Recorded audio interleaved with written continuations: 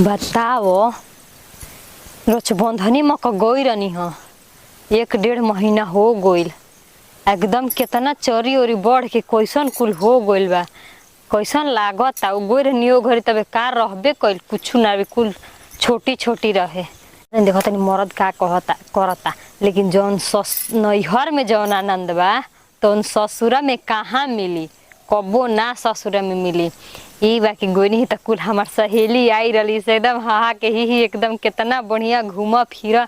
एगो हमार मरद बाटे कुलिन के मरद लिया लिया के गोरन से लेकिन एगो हमार मरद बा नतिया की घर ही रहता ओके जा तनी देख तनी का करता उ। आई हो मैया ई घर के का कइले बा दो गला आय घर के त जना तक सुअर के खोभार बनैले बा। जना तक यही में सुअर लौटैले बा। आय संसेबुल चला चला के मैं मरले बा कि हे राम रे राम है घर के जना तक है घर ह। आय गाड़ क के दक्षिण में है आ मुड़ी क के उत्तर में सुतल बड़ा। आय हमार बाप के निकम्मा दामाद आ हमार ससुर जी के निकम्मा बेटा। रुक दोगला बड़ी तो उहाई लागल बा। हैं उहाई लागल बा तहार उहाई लागल बा काहे रे। हैं हई घरवा आंगन में का हाल कइले बड़ा। सुअर के खोभार बना के रखले बड़ा। हम कइले बानी के ऊपर कइले बानो ऊपर वाला कइले बा ना के कइले बा। हां ऊपर वाला के कुल झाड़ू लगाइया बाहर यहां कुल नोचिया चथिया। हैं ना यार 1-1.5 महीना रह का गइनी हां एकदम। आई हो माई हई घरवा के हाल करे दोगला तोर बहरे झारे के साफ करे खातिर न रहल कुछौ ना झाड़ू रहल ना घर में गोबर रहल ना पोतन रहल पोते खातिर। आई अपन माई के का कइले बेला घर में संसेबुल चला चला के ढेर फालतू के पानी भइल बा। हां सच चल रहे हो तई कुल का भइल बा। ई बाढ़ यार बाढ़ में हे देख ले हेजिले पानी ढुकल बा। हम कैसे नहीं पूछा तरलो हो 1 महीने से तरलो घब नहीं हो खबर ले तरलो कि हम मरदा कैसे बा जिया ताकि मुआ ताकि का भइल कि ना भइल। हो देखता है कुल देखता है कुल।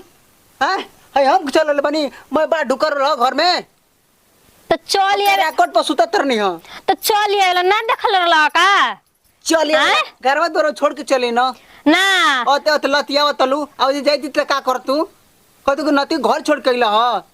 हैं ओते खाली तेरा कर में फुट गई। अरे तो हम का जानते हम जानते निकुल संसेबुल चला के मैं तेरा घास जमाइले बनी सुअर के खोबार घर बनैले बनी। ऊपर वाला समरसेबुल चला दे ना मैं आगुर सब सगर हो तो घर छोड़ के आ ना सकत रहनी हां घर छोड़ के आई हैं लतियबू घर पर अभी तो पानी ढुकल बा को त हमर ससुर के निकम्मा बेटा। ओह नो हैं अरे माई के प्रणाम करो। हमारा माई का प्रणाम करबो जाओ ऊपर गोल बेल उनकर प्रणाम करो हमारा का करबो। मेरे चली जन्मा के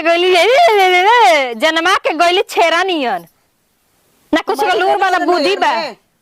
कैसे नकल में दोबारा के हो गइल तो हो ना जाओ कहनी कि चला हो तो काहे ना चल रहा 15 दिन बाहर रह लियो कराकट पर सुतत नहीं क्यों खाए बनावल रह खाई देबल रह तो काहे ना चल आइल ह हाथ गुना देल ना भगवान। हैं आवते त नतीजा ई करत तो होती त का करत तू आइता ना तो तिल चावल तार जे स्वागत होई सबके कहत लगी तार पाहु नहीं ना तार दमदा हमर दमहाद ना आइल हन। हैं एक आदमी बिना पूछले रहल ह मही बे जइया बानी रे घरे बानी तो घरे आके मारलती आवतली आ ओजी जैती तो ओजी कहतल कि तार पाउन नहीं न ह तोर से बतियावले बेकार बा ठीक ना तोरा से बतियावल आ हमर गांवे गोइल कुल बराबर बा। छोटकी साली का देली ह ले ला रसगुल्ला ले आइल बानी 2 गो लमका खइब ले खाला का कल ह पूछौ ना हो चलो घर द्वार पोता बराबर हम तो नौकरानी बटले बानी आ तू महाराजा बड़ा महाराजा के बेटा बड़ा महाराजा ने टांग पसार के सूत हम तो बटले बानी हम तो करबे न करब। फुट गइल हमार तो हमारा करम फुट गइल कि तोरा ने निकम्मा मर्द मिल गइल हमरा के समझ गइला ना। चल चढ़दा कि मेहरा रु कहीं का